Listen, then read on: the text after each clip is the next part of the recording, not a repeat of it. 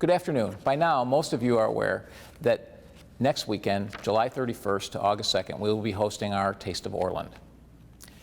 What I'm about to show you are the slides that were presented on Monday night regarding how we're going to operate the Taste of Orland. Well, we have entered the fully reopened phase. We still recognize that this will be the first event of this kind. So we are going to continue to reduce the number of people that are there.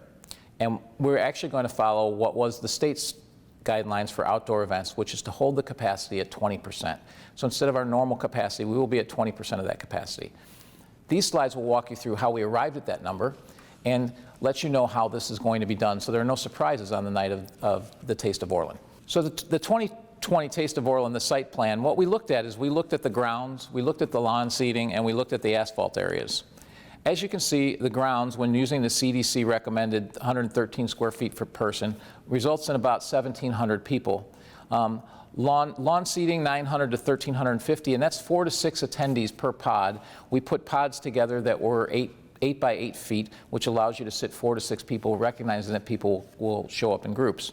And the asphalt areas also are about 1,100 people. So our suggested event capacity is 2,000 to 2,400 people. Now, as you look at the picture of the Taste of Orland, you'll see the pods laid out in the lawn areas. Those pods are 8 feet by 8 feet with 6 feet between all of them to allow for the proper social distancing, recognizing that people will sit in groups that they come with.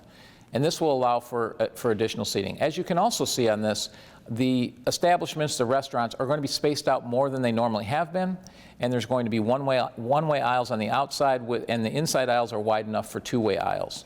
So this will allow for social distancing at the different locations for the restaurants. Additionally, there will be spacing for them to keep space in line of 6 feet. Also, the sponsorship tables will be all over on the east side. So the grounds are bigger, and the restaurants will be more spread out. Additionally, what you'll see on this is that on the northeast gate and the southwest gate, we have two different gates and entry points, so there won't be as many places to enter. There will be an available area for queuing so that people are 6 foot spaced, and we will be keeping track of the people that are coming in and out so that we know how many people are in the event at any given time. We're going to start off with an event capacity of 2,000, and if we see that that looks like there's still plenty of room, we will expand that to 2,400. The question becomes, what happens if you get there and we're full? Well, in that case, you will stand in the queuing area, and as people leave, you'll be allowed to go in. So we encourage people to come in early, and we also encourage people to come in just for the events that they want, and then if they're done, to go ahead and leave so that others can come in and enjoy the event. Looking further at the next picture, it does show in more detail this 100 staggered squares that we have in this one little area. There's about 60 in the smaller area to the south, and 65 up in the north as well. So all of those spaces will allow for a group of 4 to 6 people to sit very comfortably. We've tested that out at 64 square feet, and they should be able to sit very comfortably in that area. The State Liquor Commission has given us some difficulty with getting liquor licenses. We have determined that it looks like we will get special event liquor licenses, so there will be alcohol at this event at the various restaurants, just like there normally is. What will be different is the amount of people that are at the event. We're going to have less than normal, because we'll be limiting it to 2,000 to 2,400 people, but we're doing that in abundance of caution, and because this is the first event of this kind that's really being put on, we're being very cautious with how we're doing it and make sure that we're limiting the capacity of the people that are in there. So in summary, all of the different things that we're doing, we're limiting the capacity from 2,000 to 2,400, we're expanding the event footprint, we've increased the number of hand washing stations, we've got the household seating pods that we've talked about and one-way aisles that we've talked about. Approximately 30 feet between the restaurant booths to allow for social distancing.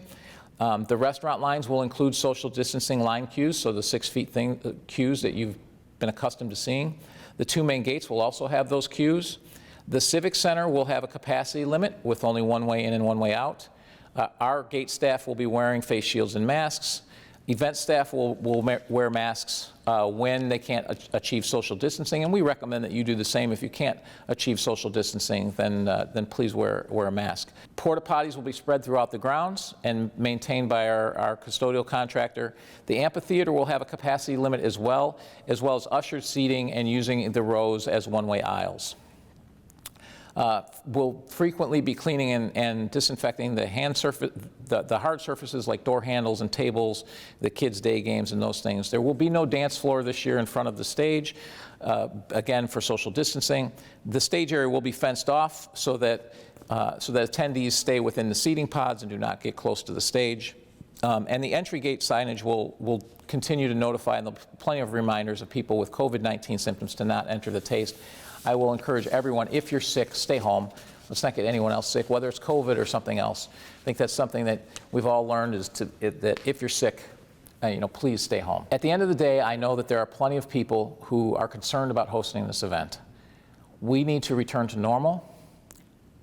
Our phases indicate, and all of the numbers indicate that we should continue to host events like this, and we should start moving forward.